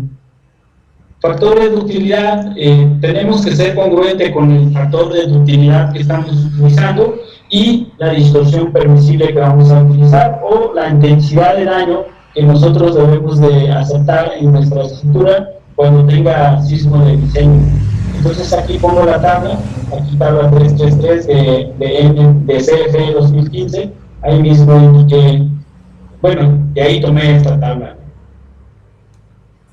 Lo que les decía hace rato de amortiguamiento estructural, lo vamos a hacer ahorita en el ejemplo. ¿Cómo vamos a castigar nuestro espectro sísmico en función del amortiguamiento estructural? En este caso yo señalo en amarillo estructuras ligeras de acero de baja altura y con elementos principalmente unidos con soldadura. Es perfectamente el ejemplo que vamos a ver, o el tipo de estructuras que estamos viendo, que estamos estudiando. Aquí también dice estructuras ligeras de acero de baja altura y con elementos principalmente unidos con tornillos. Estos factores de amortiguamiento, a pesar de que es poco respecto a 5%, van a ver que el espectro va a empezar a crecer para el diseño sísmico de lo que vamos a ver. Ahora voy a pasar hasta, bueno, voy a seguir primero vamos a ver un poco la presentación hasta donde veamos elementos a flexión, y de ahí vamos a regresar un poco para poder hacer nuestra hoja de cálculo, para calcular velocidades, analizar cargas para largueros, etcétera, ¿no? Todo eso para que veamos primero práctica y luego hacer nuestra hoja de cálculo y vean cómo vamos a traducir todo lo que estamos viendo en la teoría a una hoja de cálculo y luego a un proyecto de ejemplo, ¿no? Respecto a láminas, algo que les comentaba hace rato, que necesitamos conocer el peso de la lámina. Luego también necesitamos, aquí nos dan compresión superior, compresión inferior, en lámina las propiedades inerciales. En el modelo de cálculo no lo vamos a considerar de esa manera, porque pues lo vamos a modelar como elemento membrana para poder recoger solamente la fuerza, y no vamos a considerar rigidez de la lámina para poder calcular la rigidez de piso de alguna forma, por decirlo, porque pues son elementos muy flexibles. Entonces pues, conservadoramente podemos modelarlo como elemento placa y como membrana, para que no tenga rigidez como si fuera un elemento shell que tiene más grados de libertad. Luego, pues aquí lo que les comentaba hace rato, es succión de viento, les señalo un poco esto, y aquí están los claros en metros, 1,20 hasta 2 metros, y aquí vean para 1 metro, el fabricante dice que para calibre, bueno, primero acá, condiciones de apoyo.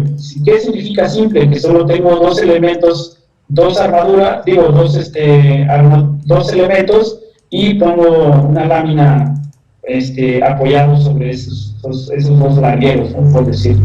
Luego si tengo doble quiere decir que tengo 3 largueros.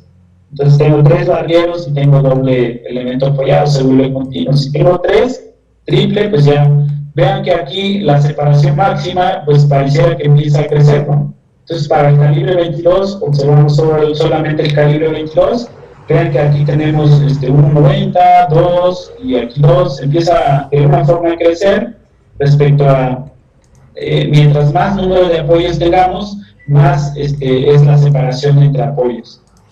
Luego también aquí habla de cargas vivas, magnitud de cargas vivas que se puede considerar ahí, son estas cargas, aquí habla hasta de 300 kilos, y también aquí succión de viento habla hasta 300 kilogramos por metro cuadrado, pues es bastante alto. Entonces, primero definimos qué capacidad tiene nuestra lámina para poder distribuir nuestro larguero. No podemos poner, por ejemplo, 2 metros para calibre 28 porque pues, se va a deformar ahí, no va a pasar, ¿no? Entonces, mientras más crece, sucede lo mismo que con la separación. Mientras más separaciones ponemos de las láminas, las capacidades empiezan a bajar. En este caso, en succión de viento, empieza a bajar la presión, ¿sale?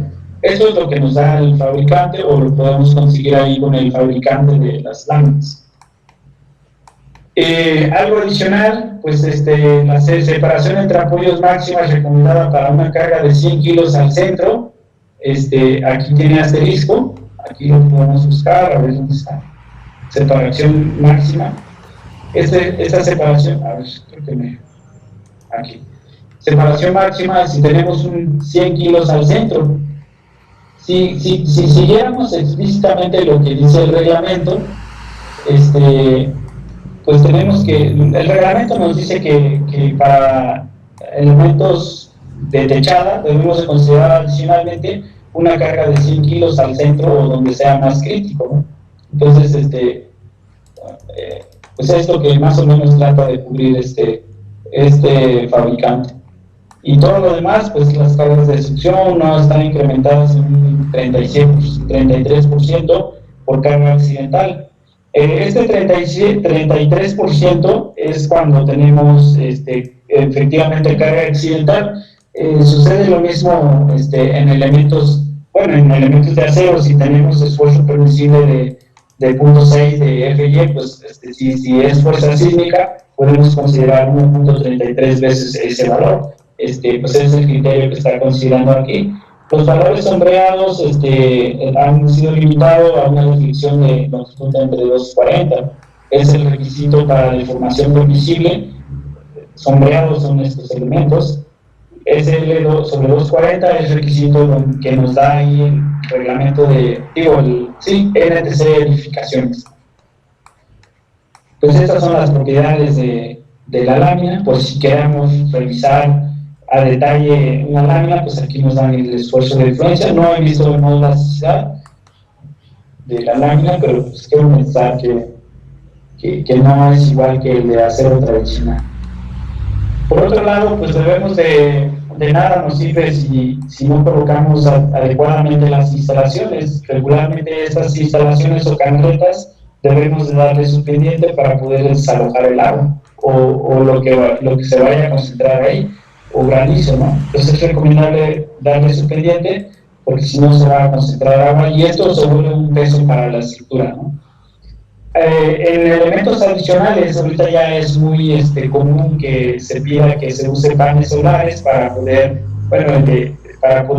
generar energía eléctrica. Pues todas esas cargas se deben de considerar aparte, ¿vale?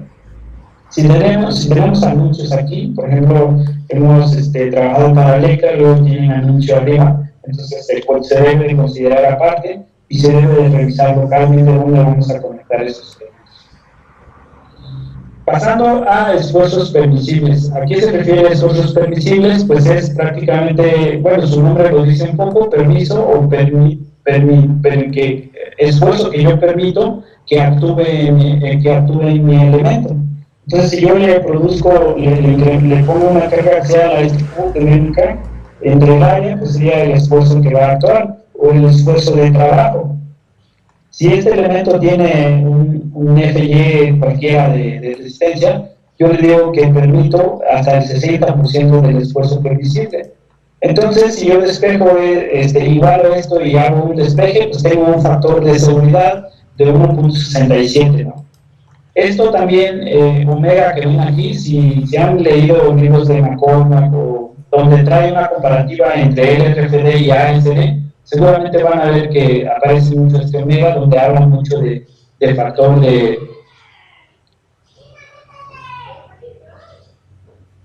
donde habla mucho del factor de seguridad.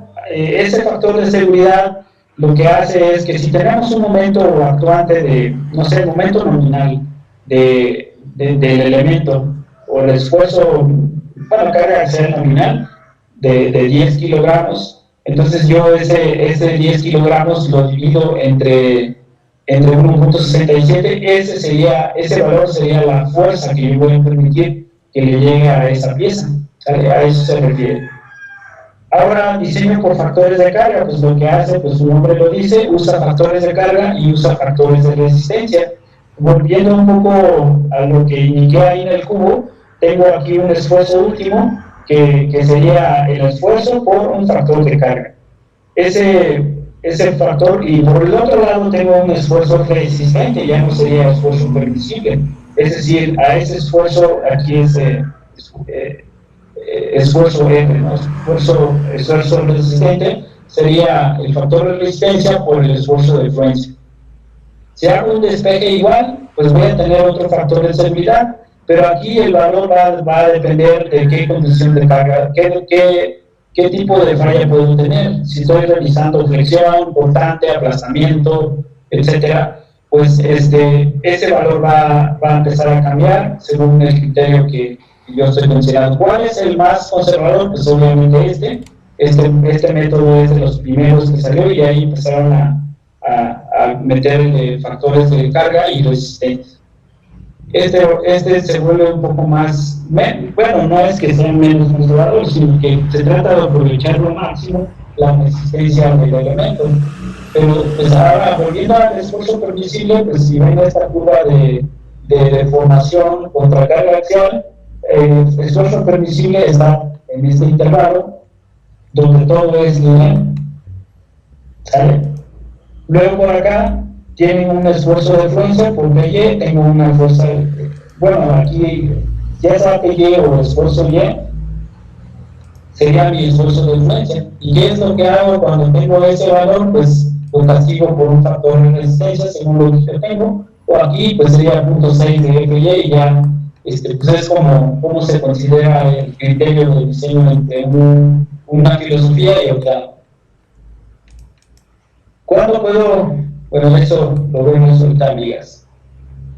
Factores de resistencias, aquí en acero, pues para tensión y compresión o flexión se ocupa 0.9, para cortante 0.75, o cuando revisamos aplastamiento se debe considerar 0.75. En factores de carga de concreto, pues todos sabemos que es 0.9 para flexión, 0.75 para cortante, para flexocompresión, pues son estos factores de carga de 0.65 a 0.75.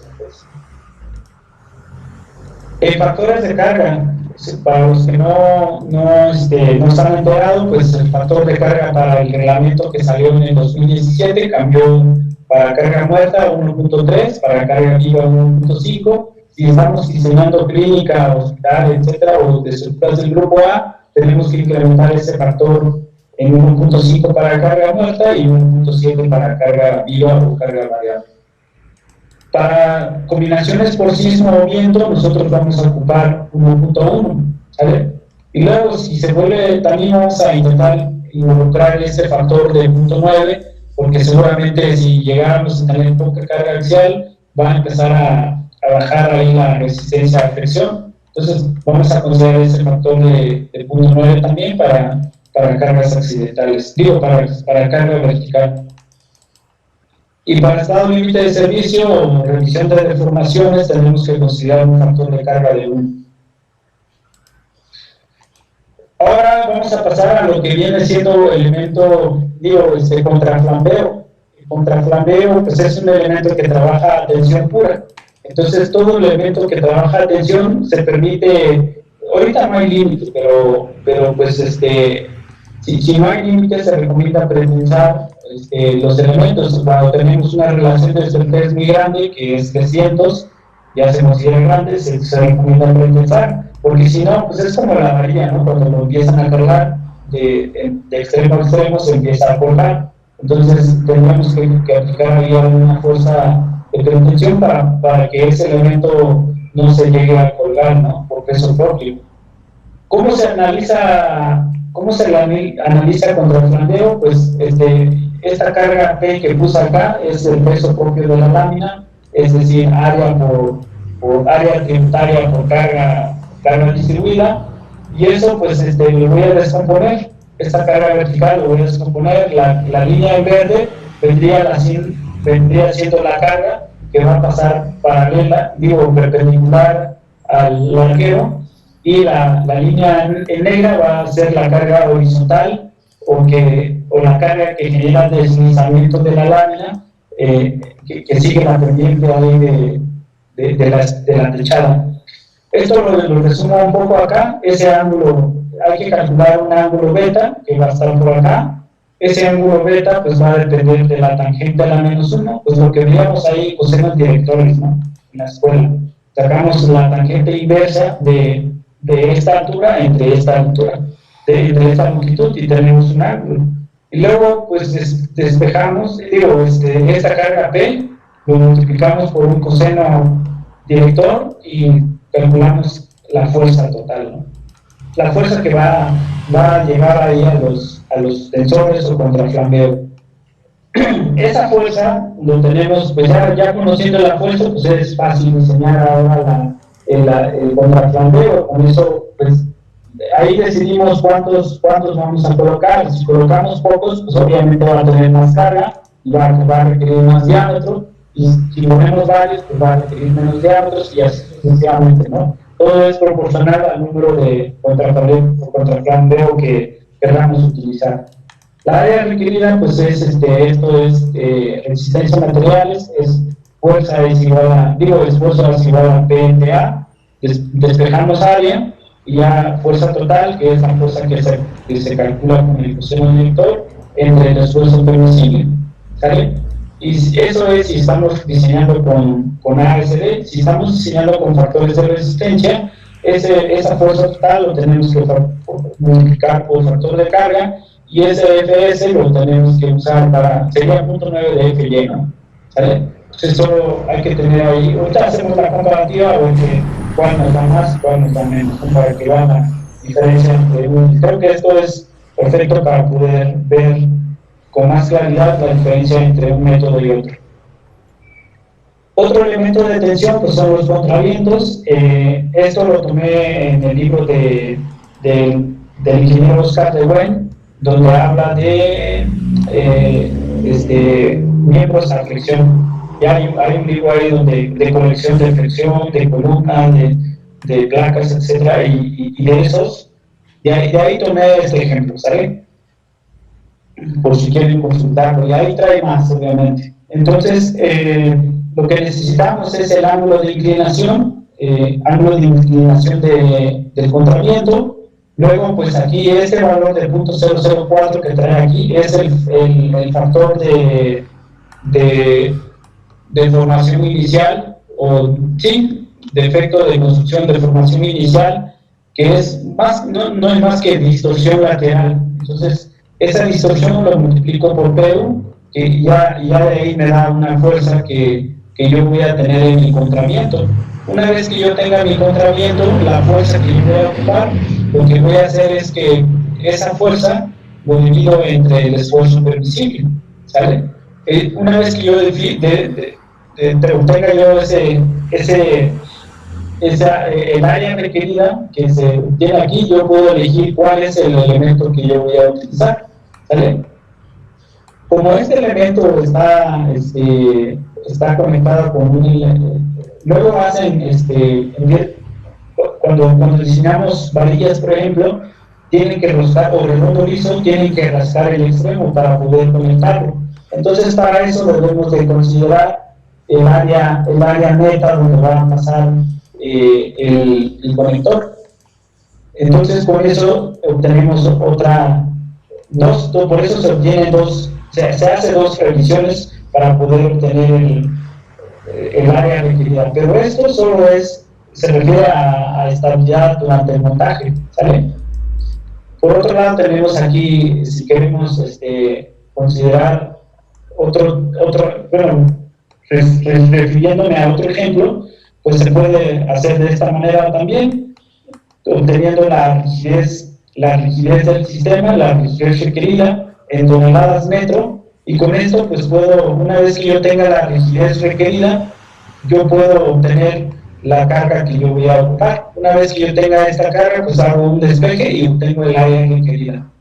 Esto pues también, vuelvo a decirlo, adicional a esto, pues eso es para poder obtener contraviento en función de la fuerza por deformación inicial del montaje. Pues adicional, pues esto lo vamos a ver también, el análisis de sismo y viento es lo que nos va a decir la fuerza final que debemos de considerar para diseñar el contraviento o el tensor que vamos a ocupar. ¿Cómo vamos a anclarlo? Esto lo puse un poco allá atrás. Aquí ya hay un tipo de conectores para poder la redundancia, ¿no? Para poder conectar este elemento. Aquí trae tamaño. Las fotos que ustedes ven aquí, se pueden ver acá, son los comerciales, en teoría ahí en Estados Unidos. Esto lo tomé de AISC para poder elegir qué tipo de objeto vamos a utilizar para conectar nuestro tensor. En elementos a compresión, pues la diferencia entre tensión y compresión es que en compresión se considera una relación de desgaste menor. Luego, pues después de cierta relación de desgaste, hay que considerar el efecto de segundo orden. Entonces, viene siendo el efecto P delta mayúscula o P delta minúscula. Es el efecto que se debe considerar cuando tenemos una relación de desgaste muy grande. Aquí pongo esta expresión que puse acá, es de NTC. A ver, si estoy en lo correcto. No, perdón. Esto es lo tomé del manual Inca o bien de AISC. Entonces trae la misma expresión, AISC e Inca. Y por aquí puse una gráfica. Esta gráfica la vamos a trazar ahorita. Aquí, ¿cuál es la diferencia entre Inca y NTC? Esto que tiene N es NTC. Estos valores de N dependen de qué condición tengo en el elemento. Aquí pongo la definición que lo tomé de NTC. Se debe de ocupar un valor de 2 en columnas de sección transversal H o I, laminadas y flexionadas alrededor de cualquiera de sus series de simetría. 1.4 en columnas de sección transversal HI con patines de más de 50 centímetros y 1 en columnas de sección transversal. Bueno, al final, resumiendo un poco, aquí pues pueden ver la diferencia entre un reglamento y otro, ¿no? Entonces, realmente nosotros en el NTC pues trae esta diferencia. Cuando tenemos un factor de N de 1, pues empieza a ser más crítico, ¿no? Estos esfuerzos que están acá y relaciones de despliegues también lo teníamos hace un tiempo, ¿no? Si a algunos de ustedes les tocó diseñar por esfuerzos permisibles, o lo siguen haciendo, ¿no? Esfuerzos permisibles en elementos de compresión. Lo que se hace es buscar una relación de despliegues. Una vez que tengamos relación de despliegues, entramos a esta gráfica según la resistencia del elemento que teníamos, ya sea de A36 o grado 50, y ya con eso entramos aquí el esfuerzo, y el esfuerzo por área ya nos daba una fuerza permisible del elemento, ¿no? ¿Sale? Luego, pues, ¿cuáles son los elementos que trabajan a tensión y compresión? Pues precisamente es la armadura. Adicionalmente a lo que vamos a revisar de tensión, de compresión, debemos de revisar esto. Bueno, no siempre se da, de hecho en este caso el ejemplo que vamos a ver, vamos a suponer que no existe, pero cuando lo hay, por ejemplo, ¿cuándo se puede presentar? Cuando tenemos elementos más grandes. volviendo otra vez, cuando queremos diseñar una armadura o alguna portería para poder montar elementos metálicos, ahí regularmente son elementos salen secciones grandes, entonces pues ahí sí que hay que considerar este efecto adicional. Incluso cuando he diseñado esos elementos ya grandes, ya recurro a modelar un elemento finito para poder conocer realmente dónde necesito reforzar dónde necesito reforzar localmente mi conexión, ¿sale?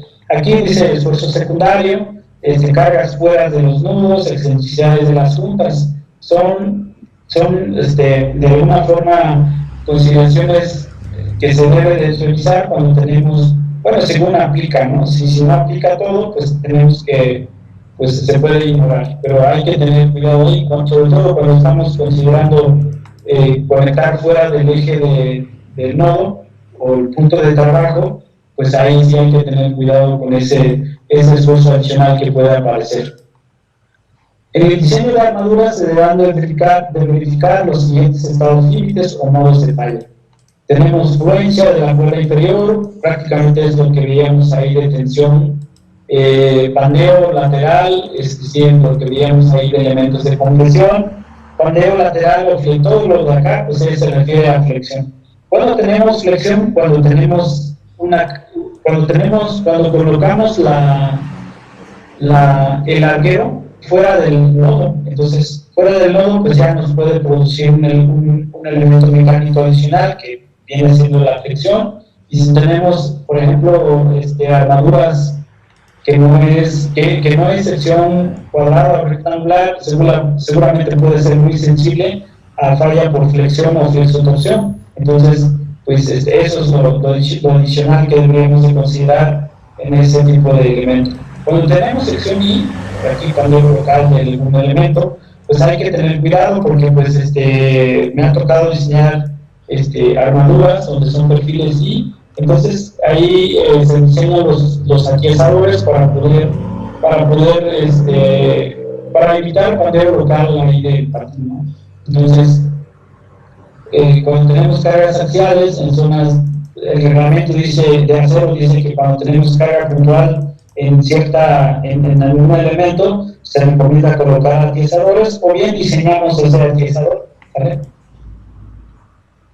En las armaduras, seguramente han visto, también lo vimos en una foto que puse al principio, que tenemos ahí un arrastramiento. Ese arrastramiento se debe de colocar, aquí esto también lo tomé del reglamento, dice para la cuerda inferior de la armadura es conveniente que en el nudo donde la fuerza axial cambia de signo de conversión a tensión, colocar una diagonal unida a los blanqueros. Esto es para evitar el pandeo fuera del plano. Las fallas que veíamos ahí, fallas comunes, veíamos que las armaduras empiezan a ir al lado, y pues eso pues también se debe a pandeo global de la armadura, ¿no? Entonces, pues, ¿qué es lo que trata de decir este párrafo? Pues es esto que está aquí en la imagen.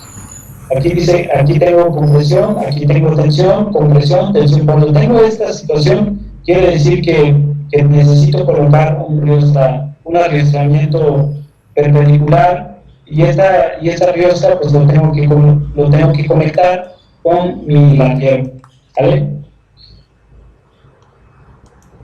Las armaduras, bueno, volviendo un poco aquí a las armaduras, cómo se transmiten estas fuerzas. Aquí, bueno, aquí es para colocar el arrastramiento, pero cómo se transmite esta fuerza a la armadura, pues lo que les decía, el eje del nodo, así como lo que ven acá, tiene que estar justo en un solo punto. ¿Por qué? Porque si no me va a generar alguna deformación local ahí. Más adelante traigo una imagen donde se muestra eso. Este elemento lo aíslo y lo pongo de esta manera. Al final de cuentas esto voy a tener una componente vertical y horizontal. Esto, pues, ¿para qué me sirve esto? Para poder ver qué longitud de soldadura voy a ocupar. Una vez conociendo la longitud de soldadura, puedo saber exactamente qué resistencia voy a tener por cortante, pues me conviene el cortante porque es más conservador para poder decir cuál es la resistencia que pudiera tener ahí mi soldadura. Luego, por este lado, pues hago un zoom, si hago un zoom en esta conexión, sucede lo mismo, lo que les decía un poco ahí atrás, hago este tipo de conexión. Entonces, este elemento va a estar a compresión y esto está a tensión, y aquí pongo unos atiazadores. Estos atiazadores, pues lo que hace es pues, rigidizar localmente la viga, ¿no? Digo, la columna. ¿Hasta qué ancho debo de considerar si quiero diseñar mi atiazador? Pues aquí está. Este valor de K se obtiene a partir de donde termina mi soldadura, y luego pues 5 veces K más el espesor del ancho de mi patín o el ancho de mi armadura. Ahí considero el área de contribución de mi atiazador, y con eso reviso por compresión mi atiazador, si lo quiero calcular, ¿no? Entonces, pues, regularmente exponiendo el mismo espesor de la placa que traen aquí, ya prácticamente no hay problema. Eso sería en cuanto a estas conexiones. El tipo de falla, ¿qué zona debo de considerar para mi conexión? Más o menos lo que de acá, pues es esta zona, ¿no? Este ancho B es el ancho de mi HSS. Ya de ahí pues ya defino el área sombreada, pues es el área donde sería mi zona de conexión. Las fallas, ¿qué tipo de falla puedo esperar o típico que se puede presentar en este tipo de conexiones? Pues son esto: plastificación de la pared de la cuerda, que es lo que se ve aquí. Se ve que hay una deformación, pues imagínense que esto es una liga, al final de cuentas, como tengo fuerza impar, pues lo que hace es doblar la pared de mi HSS o la cuerda interior. Otra falla es la perforación por cortante, que se empieza, que pudiera yo tener en mi pared, ¿no? Lo otro es distribución desbalanceada en el extremo secundario de tensión, pues es ese tipo de falla. Pandeo, pues este tipo de falla por pandeo. Aquí no es de todo de conexión, nada, aquí viene siendo más del elemento que de la conexión. Este tipo de falla de influencia por cortante de la cuerda, viene siendo un eslabón que tenga yo una deformación ahí por estas fuerzas que pudiera yo tener. Por aquí tengo influencia local de las paredes laterales de la cuerda, pues es este tipo de falla también que puedo tener ahí en mi conexión. Ahora pues ya hablamos un poco de armaduras, elementos a tensión, ahora en elementos en flexión. ¿Cuál es lo que primero pues qué es lo que necesitamos? Las propiedades mecánicas de la sección. En este caso pues necesitamos el módulo de sección, el módulo plástico, refiriéndome exactamente a una sección cuadrada, llena, no hueca. Pues el módulo de sección se obtiene con esta ecuación. Cuando sacamos esfuerzos en losa de cimentación, ocupamos esta ecuación para el esfuerzo elástico, ¿no? Si usamos, bueno, obviamente no aplica clásico, pero solo para explicar eso. Luego en módulo plástico se ocupa esta ecuación. Si sacamos una relación de esto, pues tenemos un factor de forma que sería 1.5. ¿Qué es lo que nos dice este factor de forma? Si tenemos que no lo hay, una sección rectangular llena de acero, pues quiere decir que el momento plástico es 50% más que el momento elástico. Si me voy ahora a esta gráfica, tengo aquí mi momento de influencia, que está por acá. Este momento de influencia, pues si tengo una sección cuadrada de este tipo, la diferencia que hay entre MY y MP sería un 50% más. Una vez que llego al momento plástico, pues esto se vuelve constante, ¿no? Ahora, ¿cuál es la diferencia entre distribución de esfuerzos para estos dos tipos de análisis de sección? Ven acá, aquí dice esfuerzo en Y superior e inferior. Esto, pues, se obtiene con el esfuerzo elástico. ¿Cómo tengo este esfuerzo en Y, por ejemplo? Tengo que agarrar este momento de influencia y lo divido entre módulos de sección. ¿Sale? Si yo quiero, ¿y qué sucede cuando cuando mi sección empieza a plastificarse? Pues lo que sucede es lo que está aquí. Aquí dice esfuerzo Y, pero debe de ser esfuerzo P, ¿no? Entonces, si yo quiero sacar el esfuerzo plástico aquí, lo que yo voy a hacer es agarrar el momento plástico y lo divido entre el módulo plástico, ¿sale? Pues ya son las 5, casi. Sí, ya casi son las 5. Vamos a un receso. Voy a ver si hay preguntas. A ver.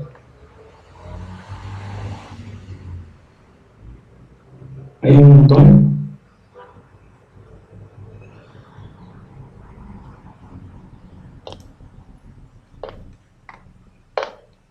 Mira, no sabía que existía el programa Systems Viento 2019 CFE. Pues si lo tienen, me lo comparten, porque no lo he hecho. Para todo lo de viento, igual CFE considera el agrotecho. Sí, hay un criterio ahí para considerar cómo calcular la presión de viento para el agrotecho.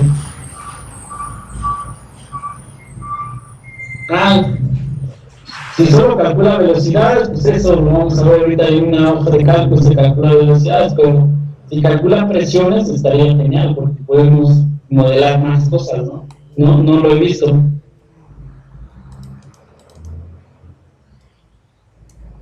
A ver, ¿qué trae aquí? Luego, ¿cómo se determina la fuerza de pretensado para esos elementos como tensores o contraflambeo? Hay un torque mínimo para las conexiones. Entonces, la fuerza de pretensado, cuando tenemos, por ejemplo, ¿cómo lo puedo? Por ejemplo, en elementos pretensados, es que obviamente no podemos pensarlo al esfuerzo último, ¿no? Es decir, darle la fuerza de tensión que viene siendo el área por el FU, eso no, lo vamos a tronar. Tampoco el esfuerzo de fluencia, porque vamos a hacer que fluya antes de que empiece a trabajar, ¿no? Entonces yo me iría un poco a un 50% del esfuerzo de fluencia. El esfuerzo permisible es 0.6, yo me iría al 50% del esfuerzo. Eso es mi criterio, pero yo creo que en el caso lo he visto, donde propone una fuerza de pretensión para tensores y para tornillos. Pienso que puede ser ese mismo criterio. Para saber si se deben meter contravientos es necesario primeramente revisar la torsión, o existe alguna forma de determinarlo de manera empírica. Pues se debe de colocar primero pues por montaje, ¿sale? Eso sí no se recomienda colocar.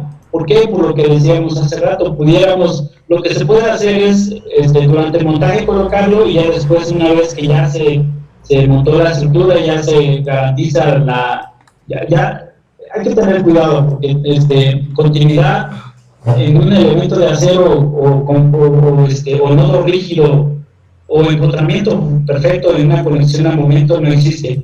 Entonces hay que tener cuidado, porque al final de cuentas el acero tiene ese problema, nunca vas a llegar a una conexión perfecta. Entonces sí, hay que determinarlo por construcción. Y lo otro es, si no estamos uniendo por torsión lateral, ahí sí a fuerza tenemos que considerar la presión de viento y análisis sísmico.